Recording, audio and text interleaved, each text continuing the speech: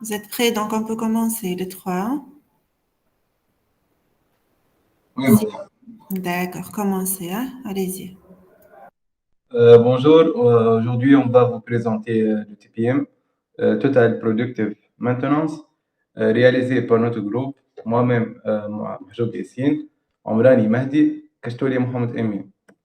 Tout d'abord, on va parler du plan. Premièrement, introduction. Deuxièmement, objectif de la TPM.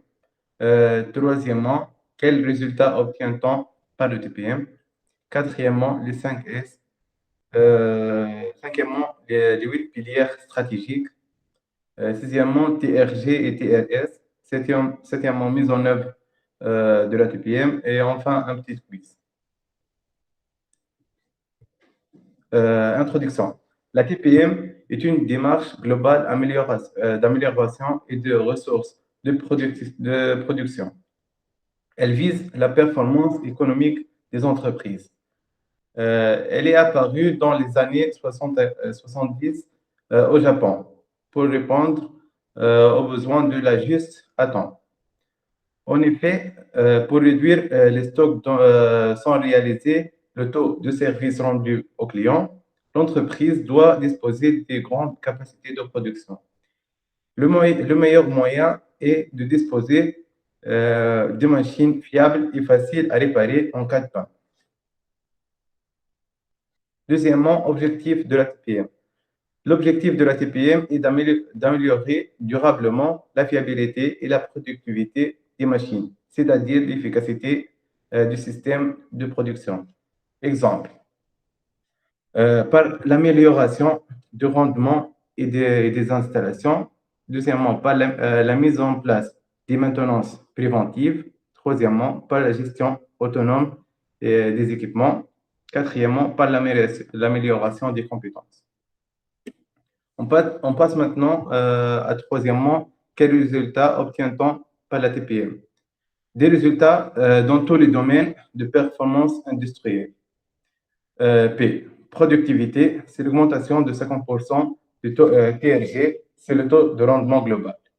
Le nombre de pannes divisé par 20. Q. La qualité. Zéro réclamation client, défaut interne divisé par 10. C'est le coût. Le coût de maintenance divisé par 2. Diminution des coûts directs de 30%. Délai, le stock est encore divisé par 2. Respect du juste à temps. Respect du film fer. S, sécurité. Zéro accident. Zéro pollution. Intégration des normes IS0 14001 et DHAS 18001. M, motivation, implication et responsabilisation, savoir-faire et rigueur. Je passe la parole maintenant à Mohamed Emin Kachtouli pour parler du...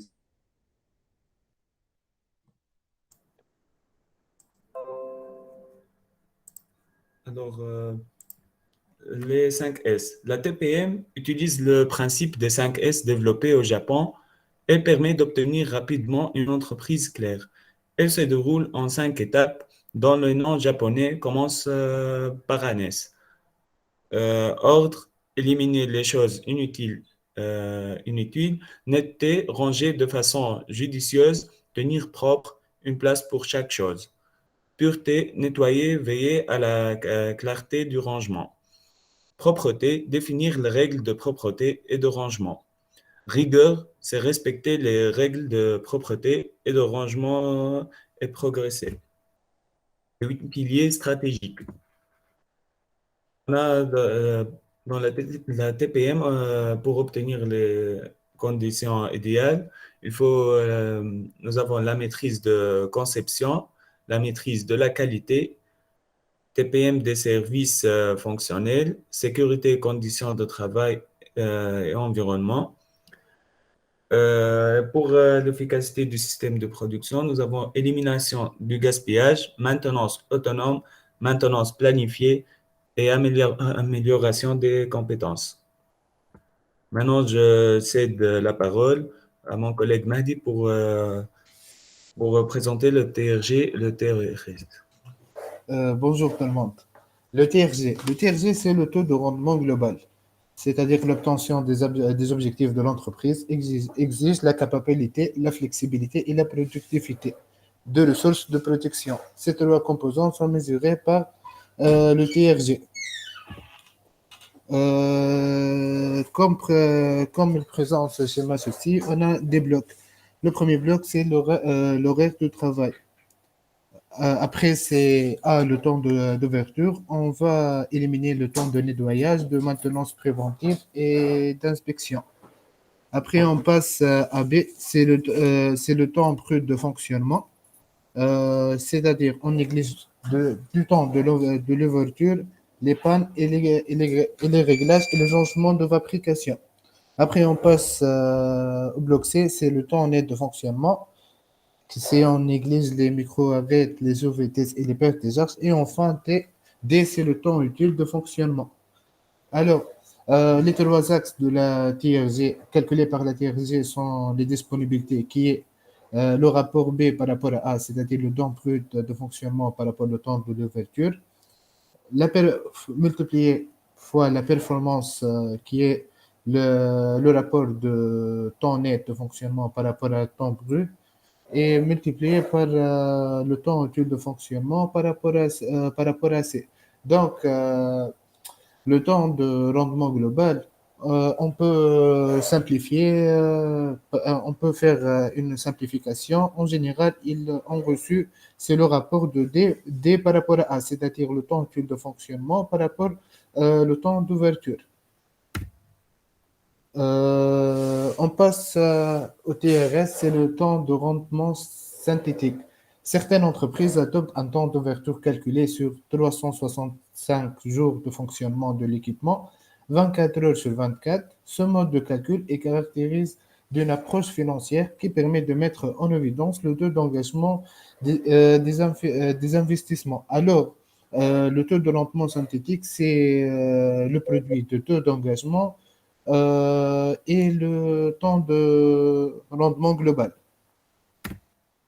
Ok, c'est une représentation qui schématise le rapport du temps de rendement global qui est le rapport de produits bons fabriqués par rapport à la quantité possible dans les conditions idéales, c'est-à-dire le temps utile par rapport au temps d'ouverture.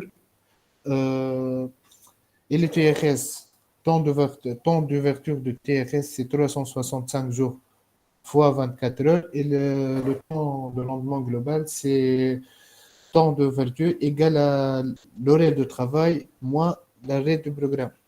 Je laisse la parole à mon ami Hamdemi Kastoui.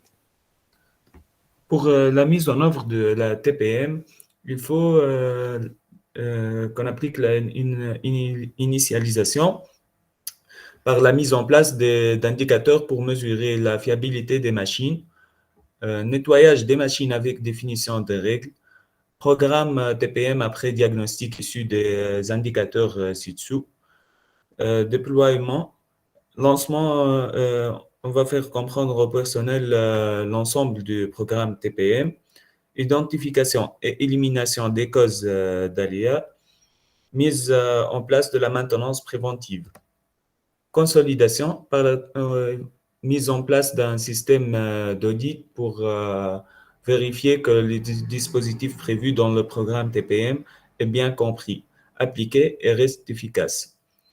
Évolution des standards de conception, retour d'expérience à faire envers les concepteurs de machines pour intégrer les solutions efficaces aux standards de conception. Maintenant, je cède la parole à mon collègue Yessine pour vous présenter le quiz. Maintenant, on va passer sur un petit quiz de concentration. Le TRG, c'est l'abréviation de quel mot, de quelle phrase? Qui peut me répondre?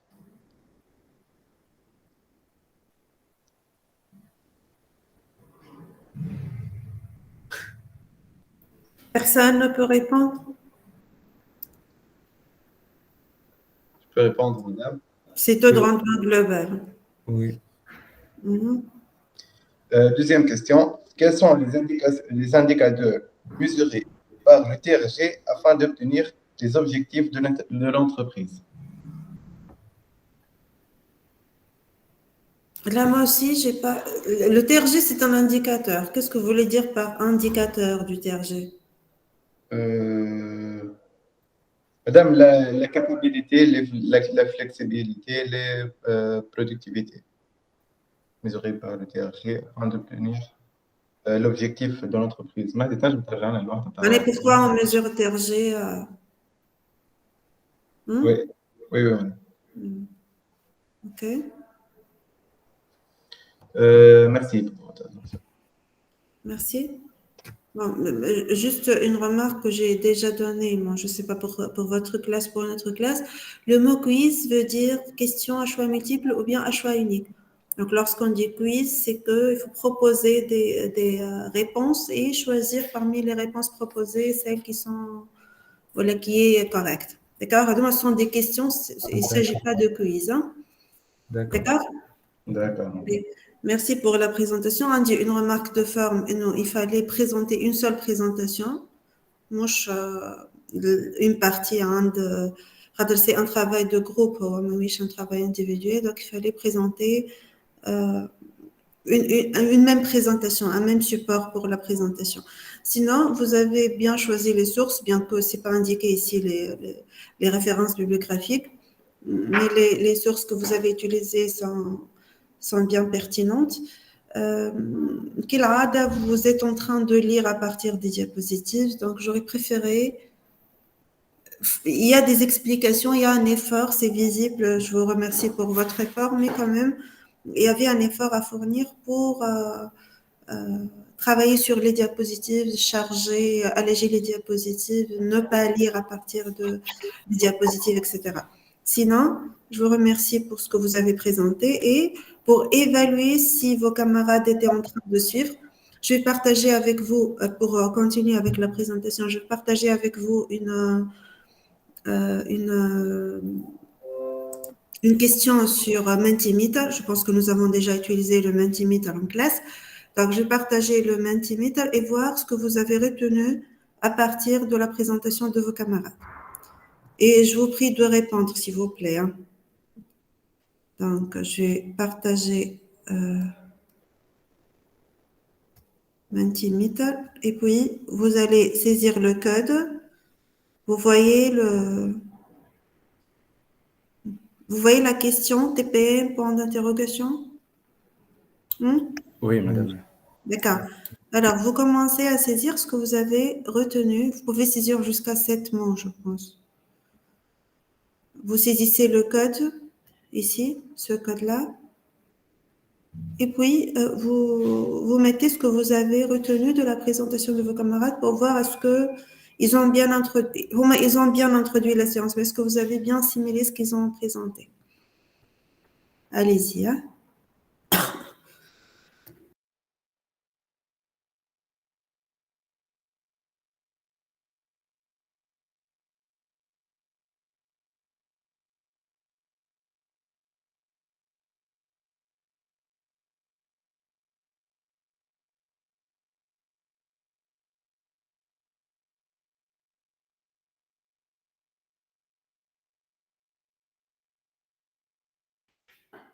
Aucune réponse là. J'attends toujours vos réponses.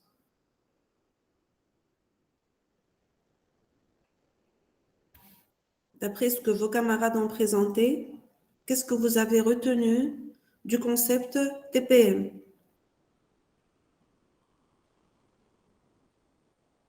Rien du tout.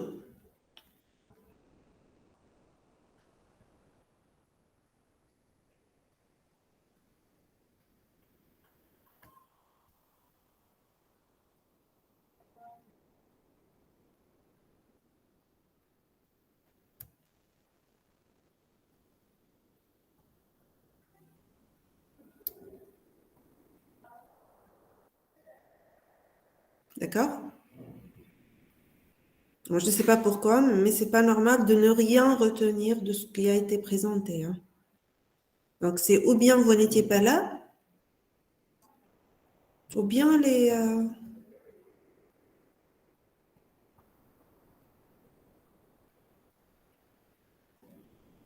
OK. Vous avez assisté à la présentation de vos camarades? Répondez, s'il vous plaît. Vous êtes là? Oui, madame. Oui, Oui, madame. vous avez assisté à la présentation ou pas? Vous n'avez pas de réponse. Donc, la réponse est non. Et ça, c'est pas sérieux. Les présentations font partie du cours. C'est une partie du cours. C'est pas quelque chose à faire pour avoir une note. Ça s'appelle une pédagogie par classe inversée. Donc, ce sont des parties intégrées dans les acquis d'apprentissage du cours. On passe. On va revenir au Mentimeter à la fin de la séance pour voir ce que vous avez retenu de ma présentation. J'espère que vous allez assister quand même. Vous voyez la présentation? Oui, madame. Oui, madame. D'accord. Donc, on va reporter le Mentimeter pour la fin de la séance.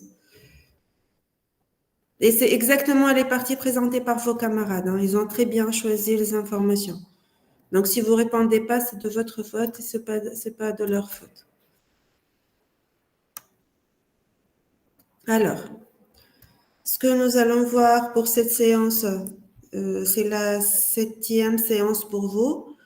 Nous allons voir une partie sur la TPM ou le Total Productive Maintenance, la maintenance productive totale. Les parties du cours que nous allons avoir un aperçu rapide sur l'historique du développement ou de l'apparition, de l'émergence du terme TPM. On va essayer par la suite à répondre à la question qu'est-ce qu'on appelle TPM, pourquoi ça s'appelle TPM.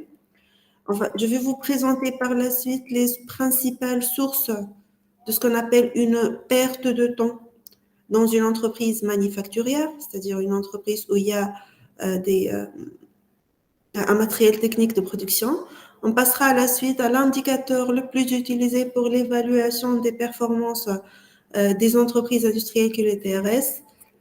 On présentera par la suite les 8 piliers et les 5 principes de la TPM qui ont été déjà présentés par vos camarades. Si nous aurons du temps, on finira par la démarche de mise en place d'une procédure TPM. Sinon, ce sera un travail en asynchrone. Vous allez présenter la démarche comme une tâche de travail en asynchrone.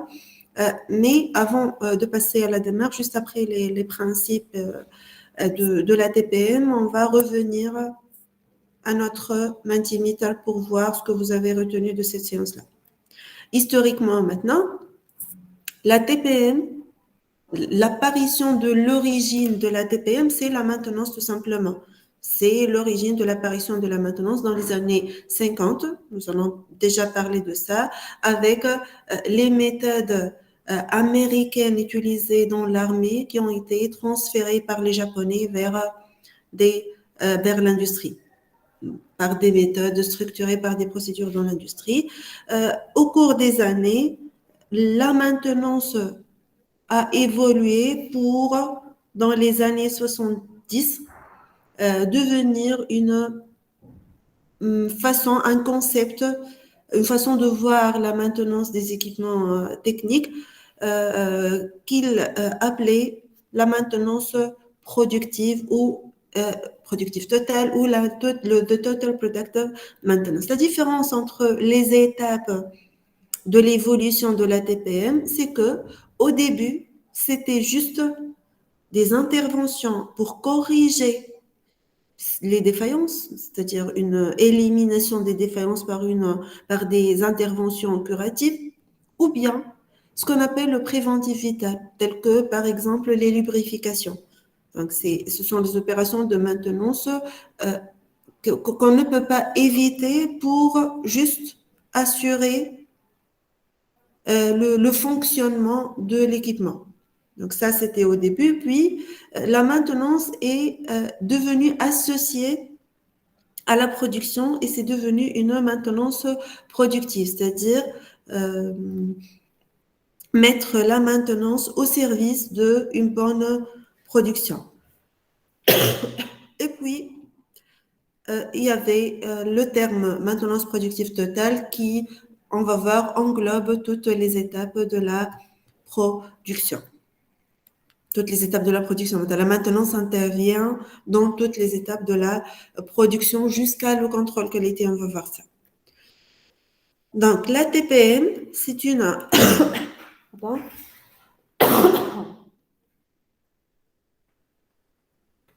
C'est un concept qui consiste à chercher des améliorations pour les équipements de la production dans un objectif d'une optimisation globale de l'activité. Une optimisation globale, c'est-à-dire on ne cherche pas uniquement les performances techniques des équipements.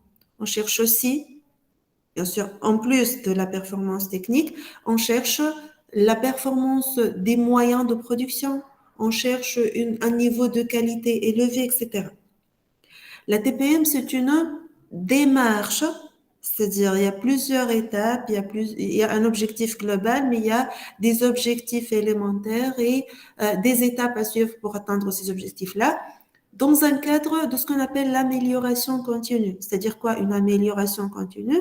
C'est-à-dire une amélioration qui ne s'arrête jamais. Il y a toujours une situation meilleure qu'on peut atteindre. Il y a toujours quelque chose à corriger, quelque chose à améliorer, que ce soit pour l'équipement, pour la production ou pour la qualité. Donc, c'est une démarche d'amélioration continue et de fiabilisation de la production. C'est-à-dire, on cherche à maintenir la fiabilité de l'équipement si tout va bien et retrouver la bonne fiabilité s'il y avait une défaillance. C'est une méthode proactive, c'est-à-dire c'est une méthode qui est toujours vivante, qui cherche toujours des innovations et des améliorations. La TPM, ou le Total Productive Maintenance, est toujours liée à ce qu'on appelle les sources de perte de temps. Pour définir qu'est-ce qu'une source de perte de temps, on doit analyser le temps de production, le temps total de production dans une chaîne de production, dans un atelier ou dans toute une entreprise.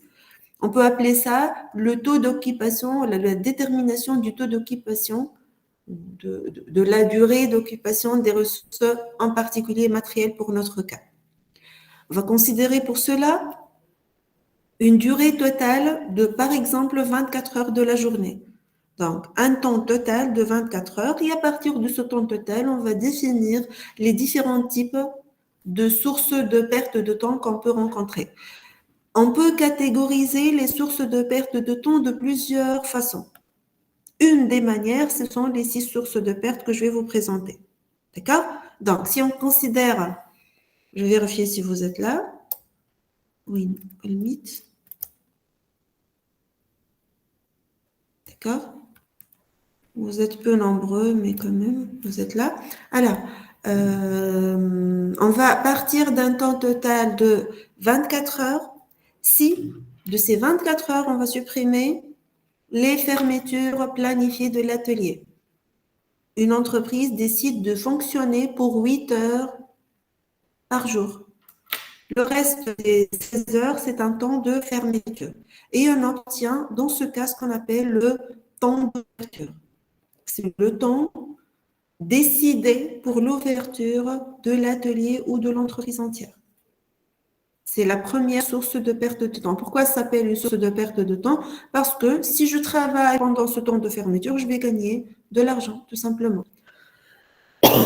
Donc, la première source de perte de temps, si on la comptabilise, on va trouver ce qu'on appelle le temps d'ouverture. Si on élimine de ce temps d'ouverture les essais après maintenance, par exemple, le temps de la maintenance préventive et ce qu'on appelle la sous-charge, on va obtenir ce qu'on appelle le temps requis. Pourquoi requis? Requis pour fonctionner réellement. Le temps du préventif, on a beaucoup discuté de ça. Les essais, par exemple, si j'ai changé une pièce de rechange, si j'ai approvisionné une nouvelle qualité de matière première, si j'ai recruté des nouveaux employés, etc., on va effectuer des essais pour une raison ou une autre. La sous-charge maintenant, c'est quoi la sous-charge à votre avis? C'est quoi? Qu'est-ce qu'on appelle sous-charge d'un système de production, que ce soit ligne, atelier ou autre? Je n'ai à la sous-charge. C'est quoi? La surcharge, c'est quoi? Oui, il y a une réponse. Il y a une réponse. Vous connaissez tous la surcharge, je suppose. Qu'est-ce que ça veut dire une ligne de production en surcharge? Une ligne qui a des charges de plus. De plus par rapport à quoi? Par rapport à ses capacités. C'est-à-dire, j'ai une quantité de travail qui dépasse les capacités de production. Ça, c'est la surcharge. Inversement maintenant, la sous-charge, c'est le fait que... Tu peux continuer à répondre? Oui, Elie. Je travaille moins que la capacité que j'ai. Donc, J'ai moins de charges que la capacité. Voilà, je peux faire mieux, je peux travailler plus. J'ai les ressources, j'ai les compétences pour mieux travailler. Donc, ou bien les commandes sont inférieures à ma capacité, et là, tout simplement, la charge demandée est bien inférieure à ce que je peux faire. Et ça aussi, c'est une source de perte de temps. Donc, on est arrivé, merci Elie, donc on est arrivé à un temps requis de fonctionnement. Théoriquement, je dois exploiter ce temps requis pour produire, dans le cas d'une entreprise manufacturière, pour produire des pièces, pour produire des articles que je vais vendre. Mais réellement, il y a d'autres sources qui peuvent apparaître. Par exemple, les arrêts de production pour des raisons autres que la fermeture planifiée, autres que le préventif, les essais et la sous-charge. Des arrêts peuvent être pourquoi, par exemple?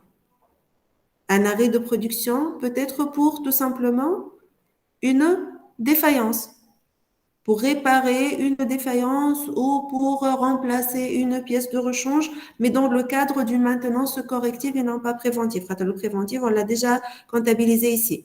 Donc, si j'élimine du temps requis les temps d'arrêt de la production pour, tant je faut quelques détails de l'arrêt de production, pour arrêt de production, on va obtenir ce qu'on appelle le temps de fonctionnement. C'est le temps pendant lequel les équipements sont en marche. Ils vont fonctionner. Produire ou pas, on ne sait pas encore, mais ils vont fonctionner. Ça peut être un arrêt de production parce que je n'ai pas l'alimentation en électricité tout simplement, parce que l'employé est absent pour une raison ou une autre. D'accord? Donc, si j'élimine les arrêts de production du temps requis, j'obtiens ce qu'on appelle le temps de fonctionnement des équipements. Pardon? Mais les sources, il reste toujours des sources de perte de temps. Si j'élimine du temps on a dit quelques explications, j'étais en train de vous expliquer. Ça peut être un temps d'arrêt pour panne, ça peut être pour réglage, par exemple, pour ce qu'on appelle un changement de série aussi. Est-ce que vous connaissez qu'est-ce que ça veut dire changement de série? Qui sait qu'est-ce qu'on appelle changement de série? C'est si on va changer l'équipe de travail, madame, c'est ça? Oui, si on va changer l'équipe de travail, ça peut être comptabilisé dans l'arrêt de production. Et changement de série, c'est pas par rapport à l'équipe, mais c'est par rapport aux outillages. Par exemple, je vais changer le diamètre de la pièce usinée. Je vais choisir le brut que je vais utiliser. Je vais changer le brut que je vais utiliser. Quand je produis un lot de 10, je produis un lot de 20. C'est un changement de série. D'accord? l'équipe de travail, ça peut être considéré comme une source de perte pour les arrêts de production. Oui, mais c'est pas un changement de série. D'accord?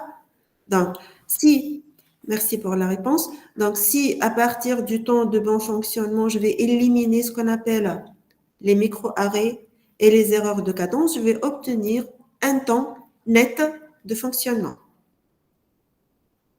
Les micro-arrêts, c'est clair. Je vais revenir un peu plus loin aux micro-arrêts pour une petite comparaison entre ce qu'on appelle arrêt pour panne et ce qu'on appelle des micro-arrêts. On va revenir à ça. Maintenant, je vais discuter le terme écart de cadence. Qu'est-ce que ça veut dire cadence? Qui peut me rappeler? Qu'est-ce qu'on a appelé cadence? C'est quoi la cadence d'une ligne de production? C'est le taux de production. C'est pas un taux, mais c'est une quantité par unité de temps. C'est le rythme de production. Donc, c'est à l'unité de article par unité de temps. D'accord? C'est un rythme. Donc, si normalement je produis 50 pièces et la ligne produit par heure, 50 pièces par heure et la ligne produit 40, j'ai un écart de cadence de 10. D'accord? Donc, si à partir du temps de fonctionnement, j'élimine le temps pour micro-arrêt, et micro-arrêt, on va revenir à ça, je vous ai dit, et les écarts de cadence, on va avoir le temps net de fonctionnement, et c'est le temps utilisé pour produire des pièces. D'accord? Des pièces. Je ne sais pas si ces pièces sont de bonne ou de mauvaise qualité. Si, à partir du temps net, j'élimine les pièces qui ne sont pas conformes au cahier de charge du client, on va obtenir le temps utile. Pourquoi appeler le temps utile? Parce que ça permet de produire les bonnes pièces qui vont être vendues au client. Le temps net permet de produire, de réaliser les pièces planifiées de bonne et de mauvaise qualité. Donc là, il y a le taux de qualité qui va intervenir ici. D'accord? Donc, temps total, temps d'ouverture, temps requis, temps de fonctionnement, temps net de fonctionnement de l'équipement qui va produire des bonnes pièces et des mauvaises pièces, temps utile considéré pour la production des pièces qui sont conformes au cahier de charge client, c'est-à-dire les pièces qui vont être vendues. Et le temps requis, c'est un temps théorique pendant lequel les équipements doivent fonctionner. C'est-à-dire quoi? C'est-à-dire que j'ai éliminé les fermetures planifiées. Et donc, ce sont des fermetures planifiées. C'est-à-dire, je sais à l'avance que je vais fermer l'atelier pour 16 heures et j'aurai des interventions préventives et une sous-charge pour une raison ou une autre. D'accord? Et demain, c'est un exemple l'exemple le plus utilisé pour la catégorisation des sources de perte de temps. Généralement, la TPM a comme objectif de optimiser ou de minimiser les sources de perte de temps. Comment on va minimiser ces sources-là? Par des actions, par un plan d'action. C'est-à-dire quoi? Par exemple, comme je vous ai dit, les arrêts planifiés pour fermeture planifiée préventive, essai ou sous-charge, c'est une question d'organisation. Les responsables, les propriétaires de l'entreprise ont décidé cette fermeture-là. Bon, pas pour le préventif.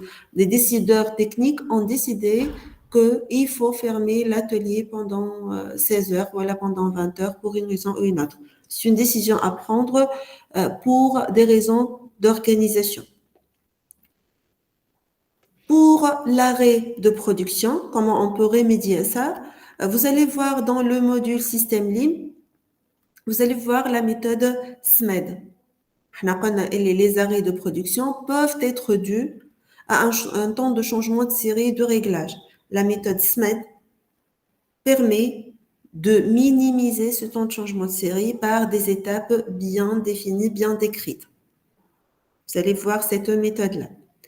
Et la TPM agit sur les arrêts de production dus aux pannes, aux interventions de maintenance corrective, intervient sur les micro-arrêts et intervient sur l'erreur de cadence.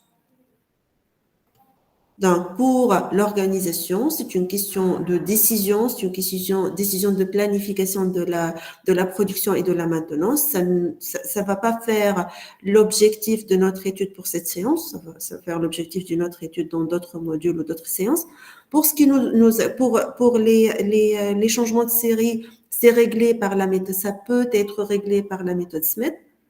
Pour ce qui est TPM, l'intervention de la procédure ou de la philosophie TPM intervient sur les arrêts de production dus principalement à des défaillances, des interventions de maintenance corrective, à des micro-arrêts et des écarts de cadence. Pour les pertes de temps de qualité, vous allez voir ça dans le module management de la qualité, c'est pour minimiser les taux de non-conformité pour les qualités. Ça fait pas partie de notre objectif de cette séance aussi.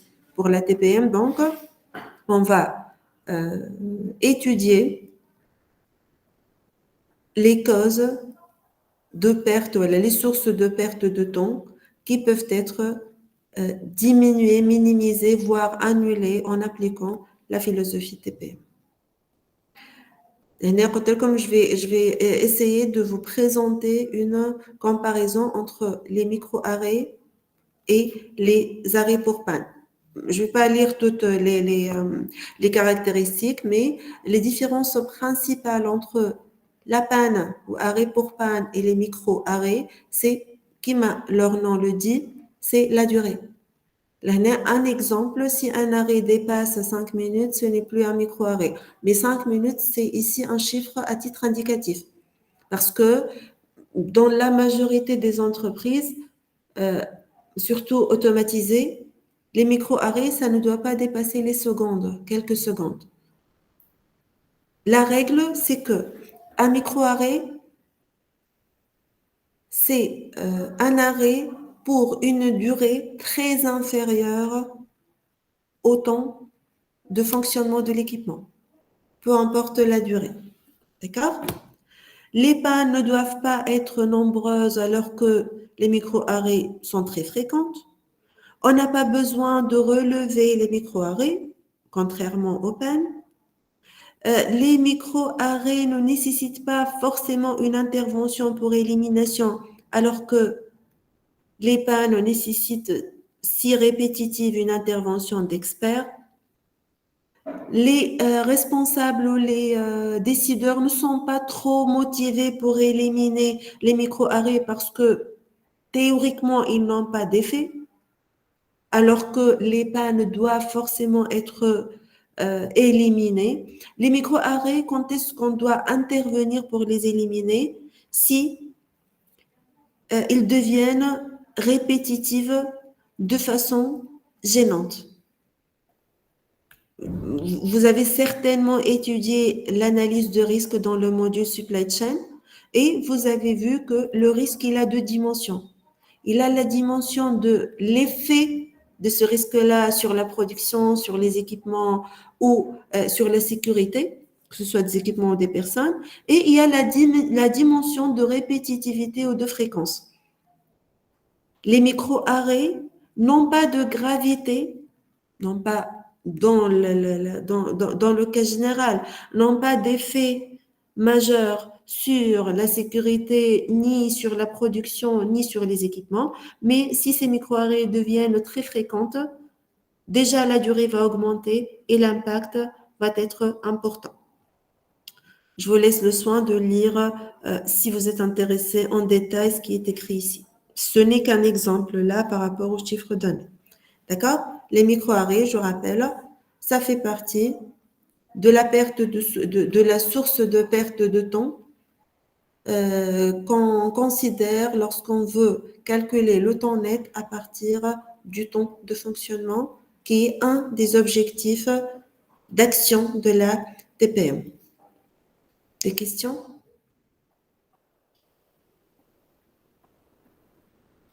D'accord? Les sources de perte de temps, toutes ces sources de perte de temps sont utilisées pour calculer ce qu'on appelle le taux de rendement synthétique, qui est comme je vous ai dit, l'indicateur le plus utilisé pour l'évaluation de l'activité des entreprises industrielles. TRS, c'est taux de rendement synthétique et c'est calculé à partir des sources de perte de temps, on va revenir à ça. Ça prend en considération 3 piliers ou 3 leviers d'un système de production. Ça permet de prendre en considération la disponibilité des équipements, et là je parle de la maintenance, la performance de la production pour la gestion de la production et la qualité de la production des articles produits, et là on parle de la qualité. Donc, le TRS est l'indicateur le plus utilisé, car il permet de considérer les 3 leviers d'action dans une entreprise industrielle.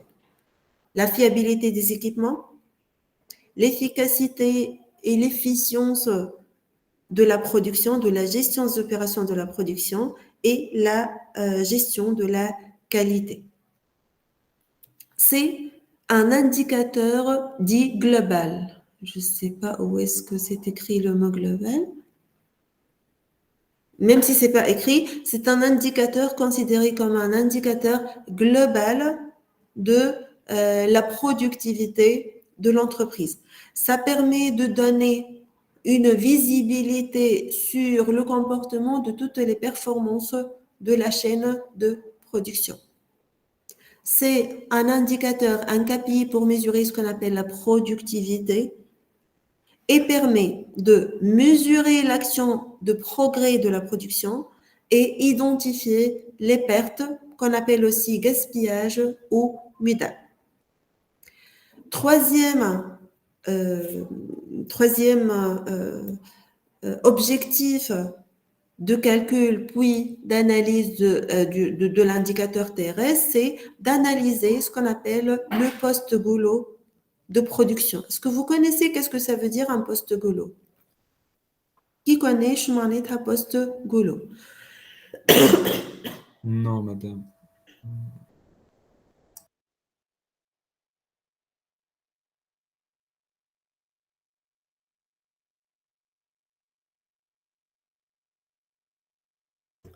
Pardon?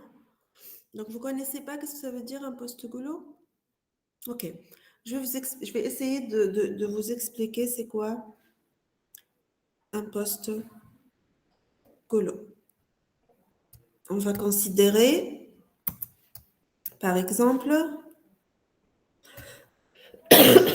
pardon. On va considérer une chaîne de production formée de 4 postes de travail. P1, P2, P3, P4.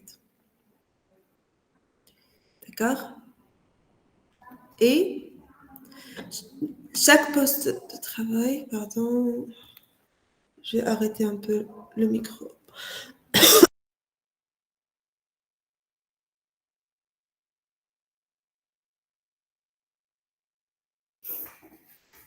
Donc, 4 postes de travail, une ligne de production formée de 4 postes de travail, P1, P2, P3. Et on va présenter ces postes de travail, les durées de traitement d'un article sur ces postes-là. On va supposer que le poste 1, c'est 5 secondes, par exemple. 5 minutes, 5 secondes. Donc, c'est 5 secondes.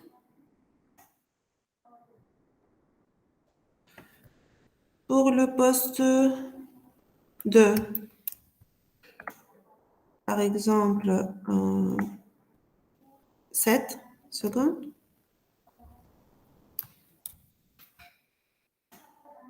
Poste 2, 7 secondes. Pour le poste 3,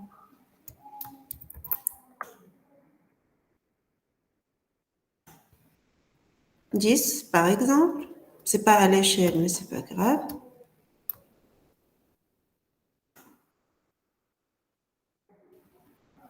Voilà, on va supposer que c'est 10.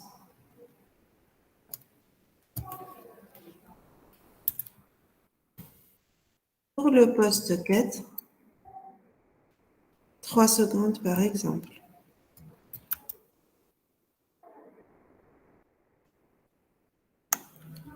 Voilà. 3 secondes. Donc, un peu moins comme ça. Et voilà. Donc, on va supposer que nous avons une production appelée en Flowshop. C'est-à-dire quoi, Flowshop? C'est-à-dire que pour produire un article, la matière doit passer par P1, puis P2, puis P3, puis P4. Reste un peu zone de texte. Voilà. Donc, P1, poste pour dire poste. P2, P3 et P4. Donc, on va supposer que nous avons une chaîne de production dite en Flowshop. Vous allez voir ça en détail, mais pour le moment, Flowshop, c'est-à-dire la première étape, la matière première passe par le premier poste, puis le deuxième poste, puis le troisième poste, puis le quatrième poste. Il va passer 5 secondes sur la première, 7 secondes sur le deuxième, 10 secondes sur le troisième et 3 secondes sur le quatrième poste. Si je vous demande, le rythme de production sera de combien en régime permanent? La première pièce, on suppose que nous avons déjà produit quelques pièces. Le temps qui sépare une pièce d'une autre sera combien? Le rythme de la production sera de combien? Est-ce que je peux produire toutes les 3 secondes? Non. Non. Est-ce que je peux produire toutes les 5 secondes? Oui. Mais si je vais produire toutes les 5 secondes, qu'est-ce que je vais faire avec l'étape de 10 là? Est-ce que je peux terminer 10 secondes en 5 secondes? Non, non. Mais Chaque 10 secondes. au meilleur des cas, je ne peux produire qu'une pièce toutes les 10 secondes. Donc, quel est le poste qui va imposer le rythme de la production? C'est le poste 3. à le temps de cycle le plus important. Le poste 3 dans notre cas. Le poste qui impose son rythme à la production de toute la ligne de production, je peux l'appeler le poste, il est appelé le poste Goulot. C'est le poste qui a la durée de traitement, appelé temps de cycle, le plus important. Donc, dans ce cas, le poste Goulot, c'est le poste 3. D'accord? D'accord ou pas? Oui, madame. D'accord. Donc, vous allez voir quelques outils de gestion de la production pour limiter l'impact de ce poste Goulot dans le module du système Lean qui va commencer à partir de la semaine prochaine. D'accord? Vous allez voir quelques outils, pour éliminer, mais pour atténuer l'effet de ce poste Goulot, mais de point de vue performance, de point de vue disponibilité. La disponibilité, c'est l'objectif de la fonction maintenance. La performance, entre autres le traitement de l'effet ou la minimisation de l'effet du poste Goulot, ça fait partie de l'objectif de la gestion des opérations de la production. D'accord? Comment on peut détecter, si vous voulez, ce poste Goulot? Parmi les méthodes utilisées, c'est le calcul et l'analyse de l'indicateur du KPI TRS. D'accord? Comment on calcule maintenant le TRS à partir des sources de perte de temps que nous avons déjà définies? Je peux le calculer comme temps utile sur temps requis. Je n'ai le temps utile. Je n'ai le temps utile. Le temps utilisé pour produire les bonnes pièces. C'est le temps que j'ai utilisé pour produire les pièces que j'ai vendues. Avec Alèche, je peux aussi considérer le nombre de bonnes pièces, de pièces bonnes ici, divisé par le temps requis. Le temps requis, ou est-ce que nous avons appelé le temps d'ouverture théorique, c'est-à-dire le temps total et soustraire à partir de ce temps total les arrêts planifiés pour fermeture, voilà pour préventive, voilà pour surcharge. Les arrêts planifiés pour organisation, on va dire. D'accord? Donc, pour calculer le TRS, on peut utiliser, en fait, il y a deux formules. J'ai mis une seule formule là. On peut utiliser la formule utile.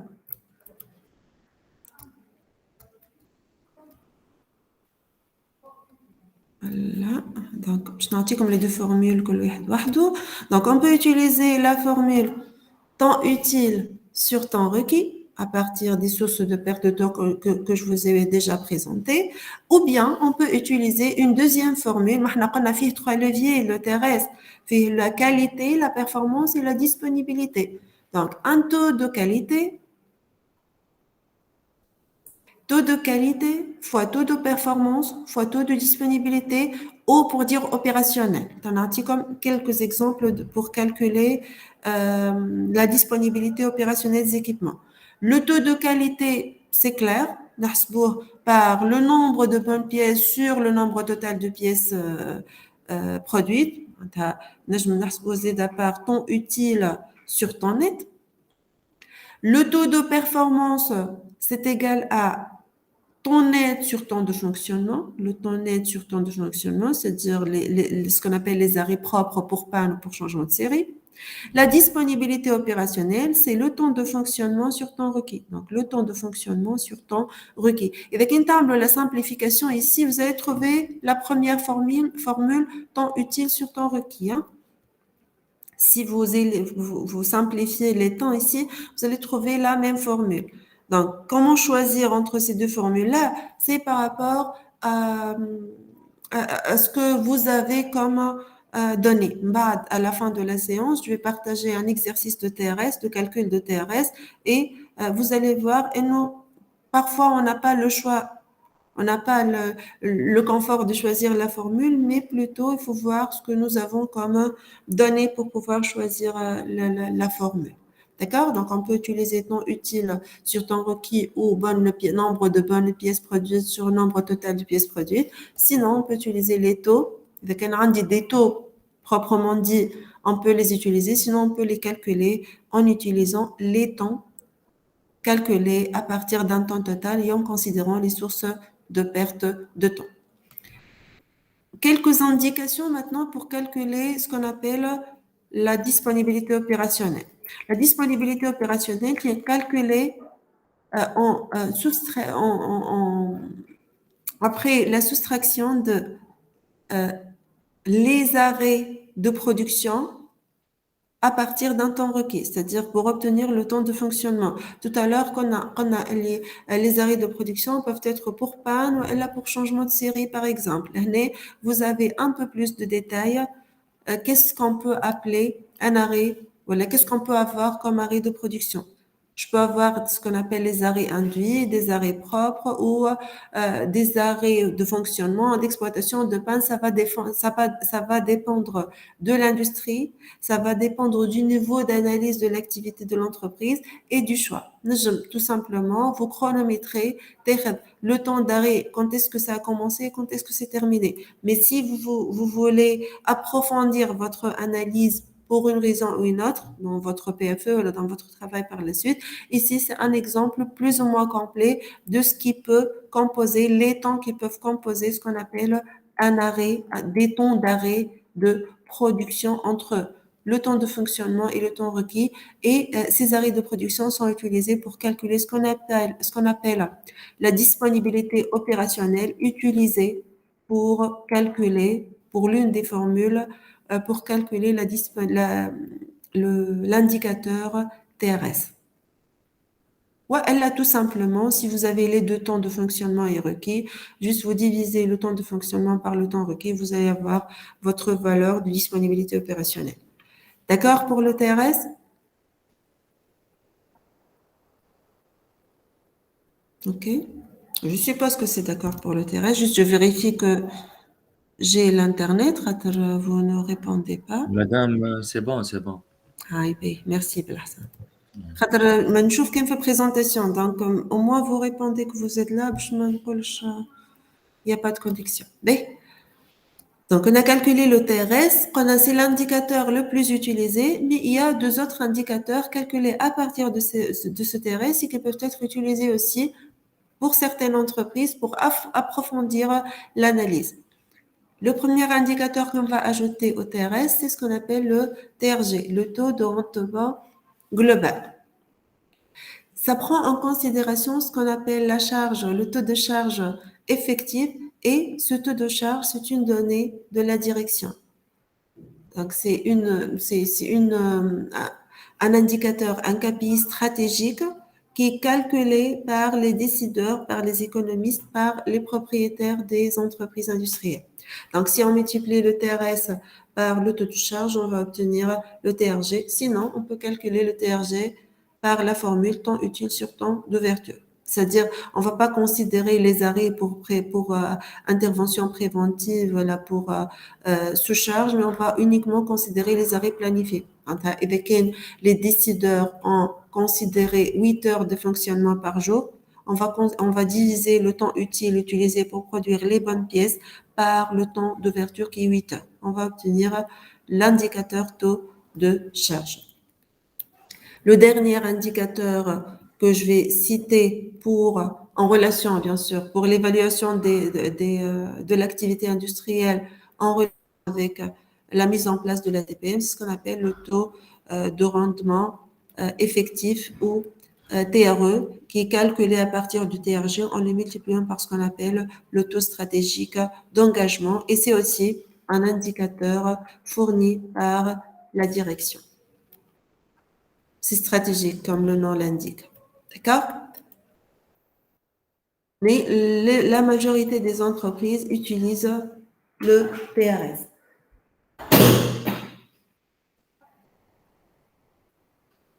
La mise en place aussi de la méthodologie TPM utilise principalement le TRS aussi. Les objectifs de la TPM, c'est améliorer ce qu'on appelle l'efficacité de la production, améliorer les performances des équipements, donc l'efficacité de la production et de l'organisation, la fiabilité principalement des équipements et ce qui est un plus par rapport aux méthodes qui s'intéressent uniquement au volet technique des choses, c'est le savoir-faire du personnel. Donc, améliorer le TRS, améliorer cet indicateur de TRS en agissant sur les 3 composants. Le savoir-faire du personnel, l'efficacité de l'organisation, que ce soit du personnel ou de l'entreprise entière, et la fiabilité des équipements par des actions simples. Vous pouvez remarquer ici qu'il n'y a pas d'intervention lourde. Donc, utiliser appliquer les conditions de base de l'utilisation. Il faut nettoyer. Vos camarades tout à l'heure, ils ont cité la méthode de Sankes, détecter les dégradations et réparer en cas de besoin. Donc, ce sont les objectifs simples de la TPM, c'est-à-dire améliorer le TRS par des actions simples. Et on va voir à la fin que la mise en place de la TPM doit être sans investissement supplémentaire. Si vous allez proposer d'automatiser une chaîne de production, ce n'est plus la TPM, ce n'est plus la philosophie TPM. Ce sera une méthode d'amélioration, mais ce n'est pas la TPM. Tant que ça coûte cher, ce n'est pas TPM. D'accord? Donc, c'est principalement un changement de culture, une amélioration de l'organisation, une meilleure exploitation des ressources et du savoir-faire du personnel. Voilà, sans investissement. Donc, tout ce qui est écrit ici, tous ces objectifs-là doivent être surtout sans investissement supplémentaire. Éliminer les MUDA, les gaspillages, diminuer les arrêts, augmenter ou maximiser les cadences et réduire la non-qualité sans investissement lourds نقولوا. Ça peut être des investissements minimes mais sans investissement lourd. هذوما éviter voilà, s'attaquer au gaspillage, réduire les temps d'arrêt, maximiser les cadences et la non-qualité revient à améliorer quel indicateur? Tout simplement revient à améliorer l'indicateur TRS. علاش améliorer l'indicateur TRS? خاطر il est composé par une composante de performance en relation avec la cadence principalement, taux de performance, taux de qualité ici réduire la non-qualité et taux de performance, c'est-à-dire améliorer la fiabilité en minimisant les arrêts pour panne pour ce deuxième point. S'attaquer au gaspillage, ça résume ces 3 points ici. Avec Alish, la TPM est toujours liée à l'indicateur TRS. C'est lié à l'indicateur TRS. Ça améliore la performance, la qualité et la disponibilité des équipements. Ça permet de s'attaquer ou de minimiser, d'éliminer les gaspillages, trouver une meilleure situation continuellement dans le cadre d'une amélioration continue et sans investissement supplémentaire. Donc, les grandes lignes de la philosophie TPM. C'est une culture. C'est un changement d'esprit. C'est un état d'esprit plus que technique et méthodologie. Et à l'intérieur de cette culture, il y a bien sûr les techniques de réparation, il y a les méthodes d'amélioration continue, de diagnostic, etc. D'accord? Donc, il y a la logique TPM, la philosophie TPM, la méthodologie, etc. Maintenant, on va entrer dans la technicité de cette démarche-là. Il y a 3 volets. Je nomme les 3 volets. C'est ce que j'étais en train d'expliquer, on ne va pas revenir à ça. Je nomme les 3 volets principaux de la TPM, en plus de la philosophie, de la culture, de ne pas avoir d'investissement. On a 8 piliers, مش piliers là, ولاد عايشكم تاع اللي كانوا يبريزونتيو قبيله. Donc il y a 8 piliers, 5 principes et une démarche.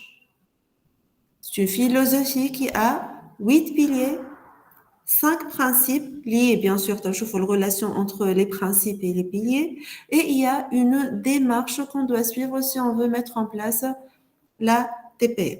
D'accord? On va commencer par les objectifs globaux, enfin 2 axes globaux de la TPM. À partir de ces deux axes-là, je vais vous citer les 8 piliers et les 5 principes. Donc, je nomme les grands axes, les grands objectifs de la TPM.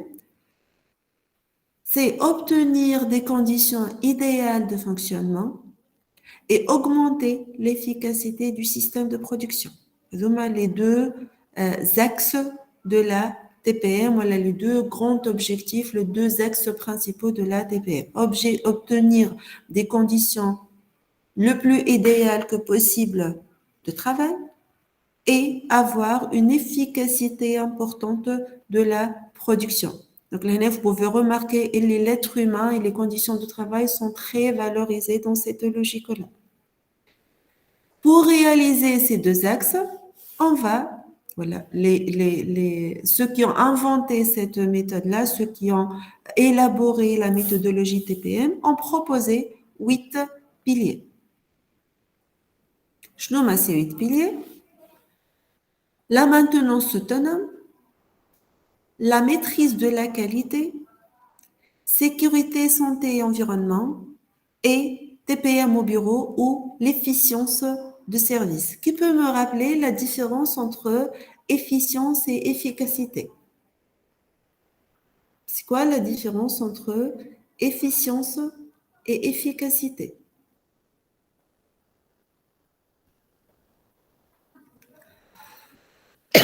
Vous avez certainement vu ça, supply chain.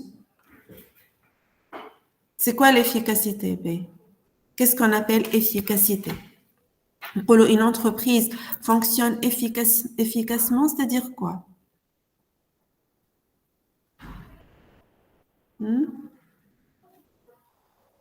C'est mesurer l'utilisation optimale des ressources ou bien atteindre l'objectif. قلتهم الزوز انتم les deux ne sont pas pareils. Mais هي شنو هما les indicateurs clés de toute activité شنو هما هما l'efficacité, l'efficience et la pertinence. Et ces trois indicateurs principaux sont mesurés à partir de quoi? Avec un triangle شنو فيه objectif, ressources et résultats. Oui ou non? تفكروه le triangle avec les ressources, objectifs et résultats. Si j'ai fixé un objectif et je l'ai atteint, je travaille efficacement. Un étudiant veut réussir, il a eu 10 de moyenne, le travail il est efficace et il a réussi, il a atteint son objectif. Donc si on compare l'objectif à ce qui est réalisé, on va étudier l'efficacité. L'efficience maintenant. L'étudiant qui a eu 10, il a les compétences d'avoir 13 de moyenne. D'accord? Donc, il pouvait avoir 10 en faisant moins d'efforts. Il pouvait réussir à partir de la session principale. Il avait la compétence de réussir à partir de la session principale, mais oui, il n'a pas bien exploité ses compétences. Donc, il pouvait atteindre son objectif avec des efforts inférieurs, avec moins d'efforts. Donc, l'efficience, c'est la comparaison des ressources à ce qui est réalisé. Est-ce que le résultat réalisé a exploité un minimum de ressources sans gaspillage? Ou là, je peux faire mieux. Je suis d'autant plus efficient que j'exploite moins de ressources pour réaliser un objectif, pour réaliser un résultat. Un objectif, résultat. D'accord? La pertinence, pour juste continuer, c'est une comparaison entre les objectifs définis et les ressources disponibles. Vous voyez la différence? Donc, l'efficience du service, c'est-à-dire comment atteindre, voilà, comment réaliser un résultat en exploitant le minimum de ressources, donc en éliminant les mudas, en éliminant les gaspillages. D'accord? Parmi les piliers de la TPM pour un objectif, le premier axe de l'objectif TPM, c'est obtenir des conditions idéales, c'est l'efficience des services, voilà ce qu'on appelle aussi la TPM au bureau. Les 4 piliers en bleu participent à la réalisation du premier objectif. Le premier axe, c'est obtenir des conditions idéales de travail. D'accord? La maintenance autonome, grosso modo, à la maintenance autonome, c'est responsabiliser l'agent qui travaille sur l'équipement. C'est-à-dire, ce maintenancier, il est responsable de son équipement, de la production de cet équipement-là, de la qualité de la production, de la sécurité, du nettoyage, de toutes les étapes en relation avec l'équipement dont il est responsable. Lorsque l'équipement, par exemple, tombe en panne, il ne va pas forcément appeler le service maintenance. Il est responsable de cette maintenance-là. La maîtrise de la qualité, c'est-à-dire minimiser le taux de rebut, ne pas avoir des pièces non conformes, par exemple. D'accord? Voilà, ne pas avoir, avoir le minimum possible. Sécurité, santé, c'est clair et on a déjà discuté l'efficience de service. D'accord? Ça pour les 4 premiers piliers. Pour tout ce qui est efficacité des systèmes de production, c'est plutôt technique.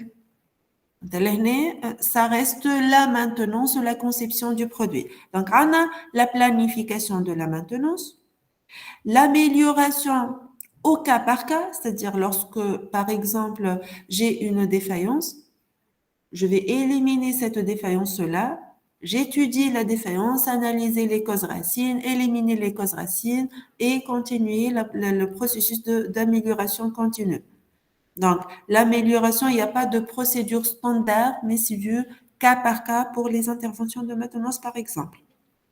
L'amélioration des compétences des intervenants du service, bien sûr, que ce soit maintenance ou production, et la maîtrise de la conception des produits. L'année, vous avez un des principes. Mais vous pouvez trouver des documents qui vont détailler les 8 piliers. Hein.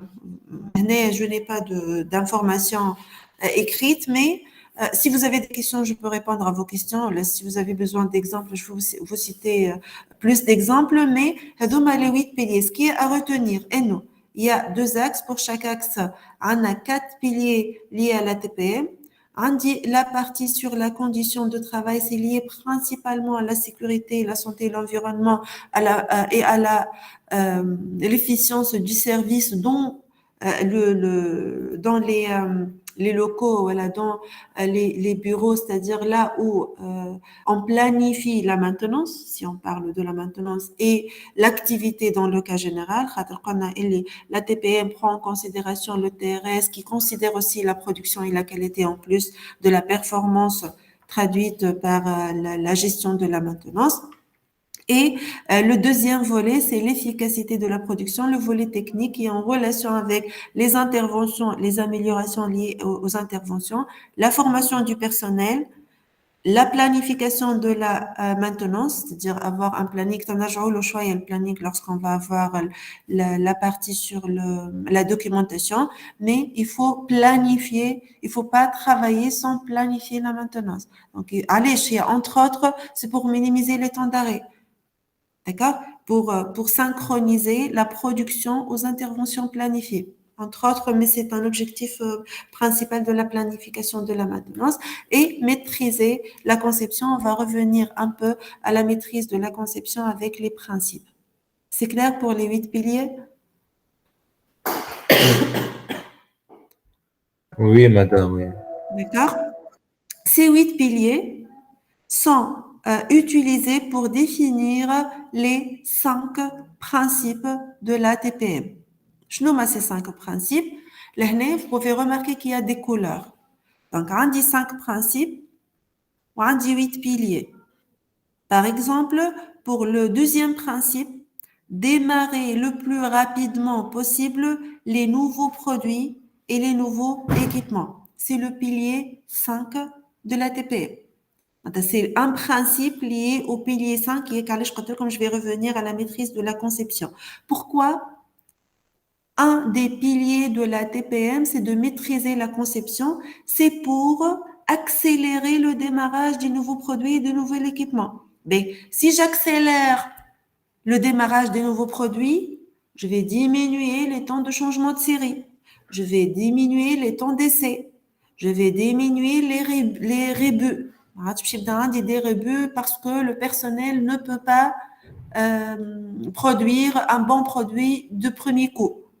Donc, je vais augmenter le TRS qui est un objectif principal de la TPM. Kiff pour les nouveaux équipements. Si je maîtrise la conception des équipements, je sais exactement de quoi il s'agit pour le nouveau équipement que j'ai acheté. L'installation va être rapide, donc je vais gagner du temps. Une des sources de perte de temps planifiée, et je vais avoir un démarrage rapide de la production de bonnes pièces parce que le personnel pourra se former rapidement sur ces équipements qui a une conception maîtrisée. Donc là, on arrive à la formation du personnel par l'amélioration des compétences. Là, pour le premier principe, atteindre une efficacité optimale. On est en relation principalement avec la fiabilité.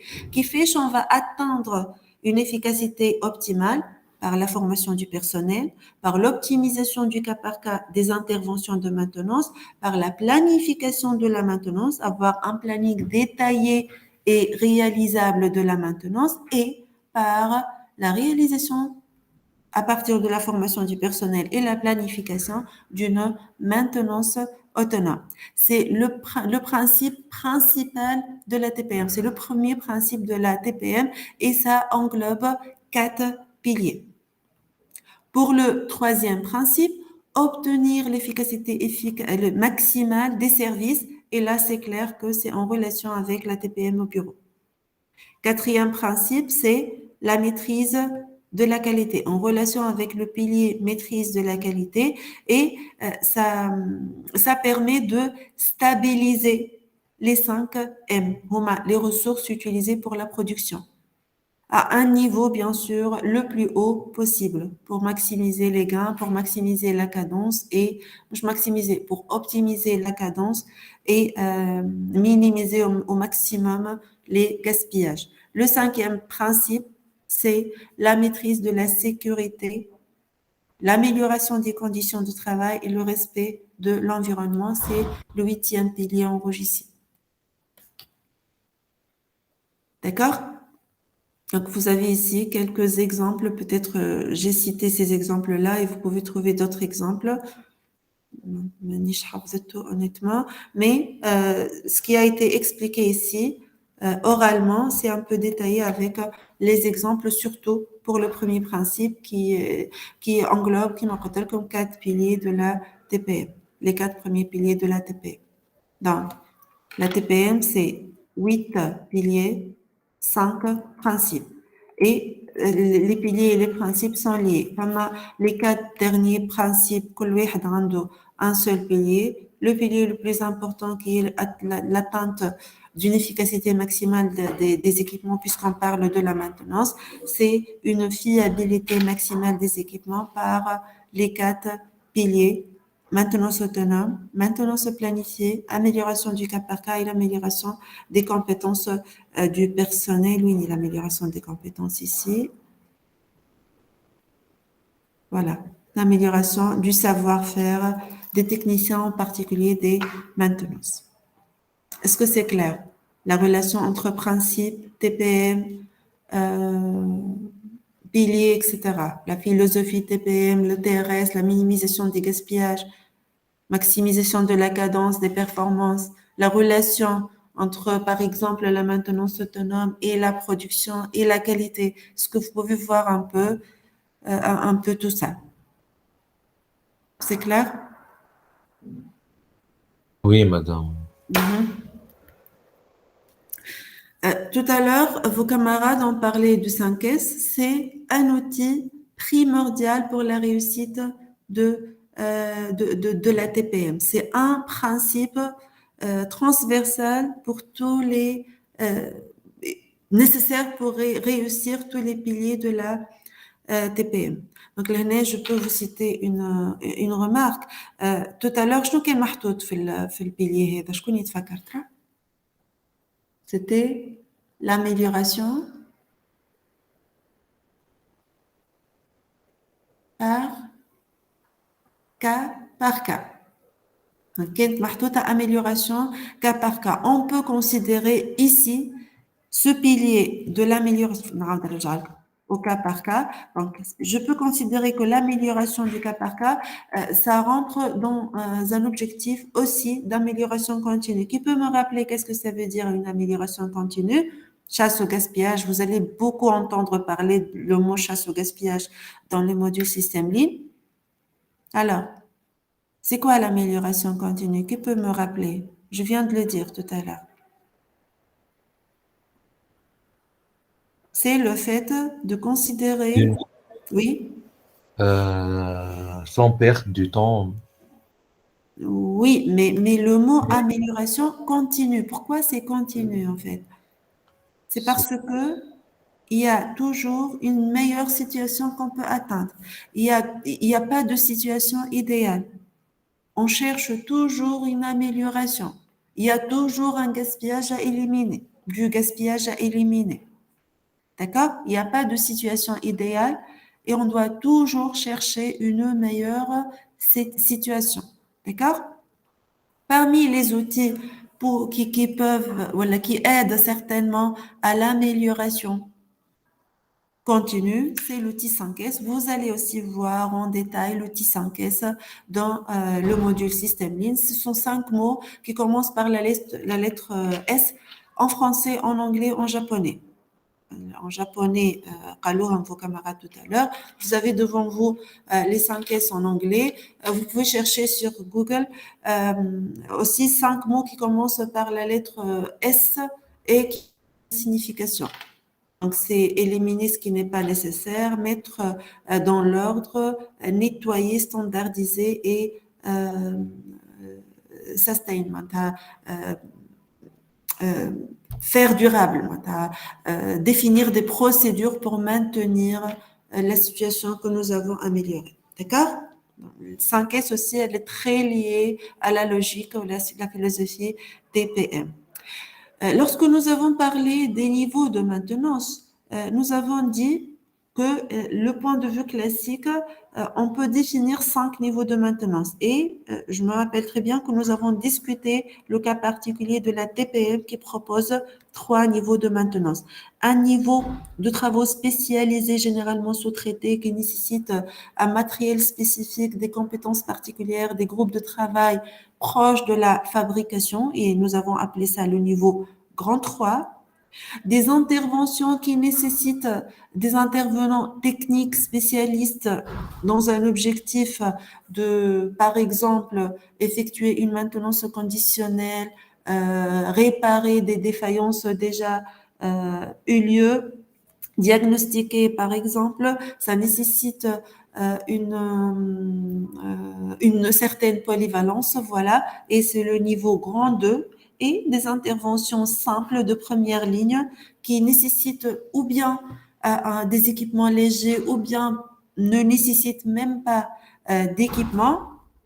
Ça peut être réalisé in situ, dans l'atelier. On n'a pas besoin de sous-traitance, on n'a pas besoin de porter le bien à l'extérieur de l'atelier, et ce sont des interventions simples telles que par exemple les inspections, les contrôles simples, et on a appelé le niveau de ces interventions le niveau grand A. Donc dans une logique TPM, nous avons 3 niveaux de maintenance. Vous pouvez revenir aux 5 niveaux pour voir les regroupements avec plus de détails. Dans le chapitre politique de maintenance. Dans ce chapitre, la partie, j'ai oublié comment nous avons réparti le cours, mais c'est là où nous avons défini les politiques de maintenance, l'étape des niveaux. Les clés pour réussir maintenant une démarche TPM, c'est en relation avec toujours les piliers et les principes, bien former le personnel, utiliser le savoir-faire de chaque opérateur et bien manager les réactions, c'est-à-dire être réactif par rapport à les situations de dysfonctionnement avec une projection de amélioration continue toujours. Et là, vous pouvez remarquer, il y a un accent supplémentaire sur l'être humain. Donc, c'est une implication. Si le personnel n'est pas impliqué dans la logique TPM, on ne peut rien faire. D'accord? B. Je vais vous laisser en asynchrone pour la semaine 8 et non pas. نصلحوها في السemaine احنا توا 7, donc ça sera la semaine 8. نعطي comme l'exercice bien sûr, et je vais partager avec vous, je vais partager avec vous 2 vidéos illustratives pour le calcul de la TRS. Ce sont 2 vidéos très, très, très importantes. C'est pas moi qui a fait ces vidéos-là. Je les ai trouvées sur Internet. Ce sont 2 vidéos qui expliquent avec grand détail TRS, calcul TRS. Je vais partager avec vous aussi un exercice ou 2 de calcul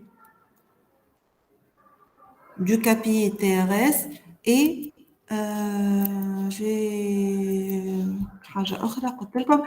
vous allez me proposer une démarche. Comment on peut définir une démarche de mise en place de la TPM. Il y a des étapes claires, il y a un organigramme détaillé de la démarche TPM. D'accord? Donc, pour la prochaine fois, vous allez proposer une démarche TPM quelques exemples pour la démarche TPM. Vous allez travailler sur les deux exercices que je vais partager et si vous êtes intéressé par le calcul de TRS, qui est l'indicateur clé de tout exercice industriel, vous pouvez suivre les deux vidéos que je vais partager avec vous tout de suite après la séance. D'accord? Maintenant, on va revenir à notre Mentimeter. Juste, je vais rappeler rapidement ce que nous avons vu avec le plan de la séance, ce que nous avons vu jusqu'à présent. Je vais partager avec vous de nouveau le même document Mentimeter et j'espère que les 5 qui sont restés jusque-là vont répondre.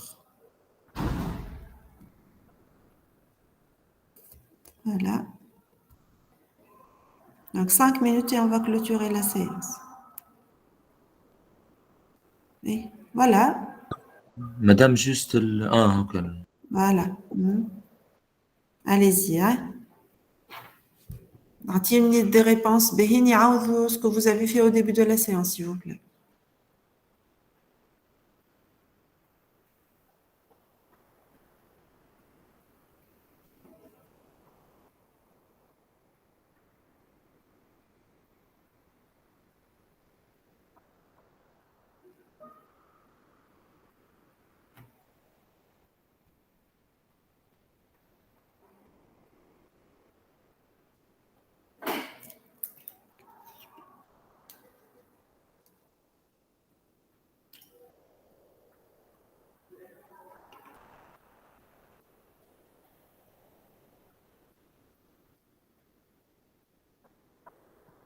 Ah oui, quoi. Ok. Savoir-faire du personnel, très bien. Amélioration continue. À partir de cette semaine, nous allons source de perte, nous allons muda au gaspillage. D'accord? Ok, minimiser les sources de perte de temps principalement. Oui. Madame, juste مرة بركة أنا الحق كان لا في 7 fois. عندكم الحق في 7 mots. ما حبيتش حبيتش juste une minute. Voilà. 7. Voilà. لا c'est bon c'est bon. C'est bon? Ah. Ok. هو تنجموا تكتبوا un seul mot. معناتها مثلا كان حطيت personnel, savoir-faire avec trait d'union, amélioration, perte de temps, etc. D'accord? Il y a 2 personnes qui répondent. d'accord. وينكم البقية؟ هذايا راهو c'est un TD الأولاد. Donc نخدموا عايشكم.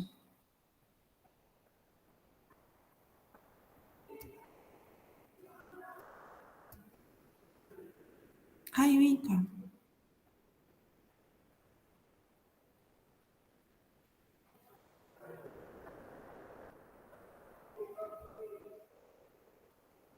Ok. Très. Performance. Très bien. Temps utile, ça c'est un indicateur très très important. Oui. Qualité. Fiabilisation, très bien. أي ثم حاجات. مدام Oui. efficacité ما حبيتش تكتب فهمت.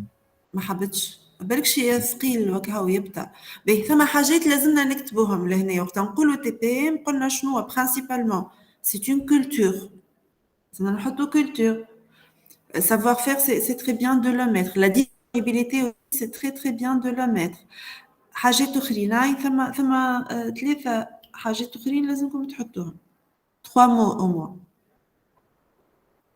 بيقولوهم لي شنو تحبوا تكتبوا qu'est-ce que vous voulez écrire Madame l'efficacité de l'organisation. D'accord. Organisation, c'est un mot-clé aussi. Hein? Quoi d'autre? Les ressources. Oui. Ressources de production. Oui. Les indicateurs. Les TRS, KPI, TRE et TRG. TRS, TRE, TRG, oui. زيرو حاجتين. réparation, باهي ما سالش أي. Ce sont les piliers et les Et principes. les principaux. Voilà, TPM, c'est principalement piliers et principes. Ils ont une philosophie, culture et philosophie. Si le personnel n'est pas impliqué, on ne peut rien faire. Ils ont aussi les axes, les deux axes principaux de la TPM et le mot démarche. Il y a une démarche, pilier, principe, axe, personnel, savoir-faire, c'est très bien de le mettre. Source de perte de temps. Donc, c'est surtout pilier, principe, démarche et philosophie culture. Il faut absolument se rappeler de ces mots-là lorsqu'on parle de la TPM. Maintenance autonome aussi, planification. Des colonnes sont des mots-clés pour la TPM. D'accord? TRS, c'est très bien fait. C'est aussi, il faut absolument mentionner les indicateurs, les KPI principaux, les KPI clés de la TPM. D'accord? Des questions? non, madame, ça va. D'accord. Donc, merci.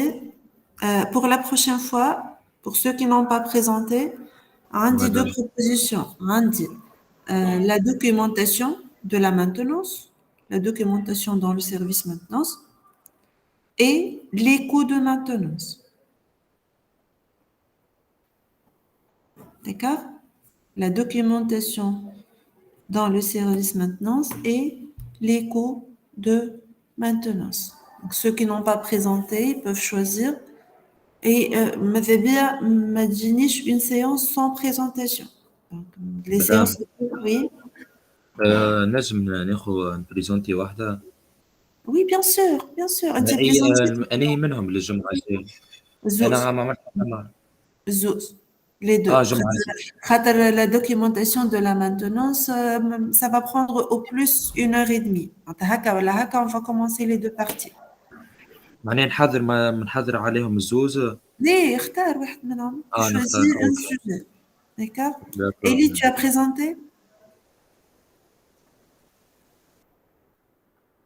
Elle n'est pas là?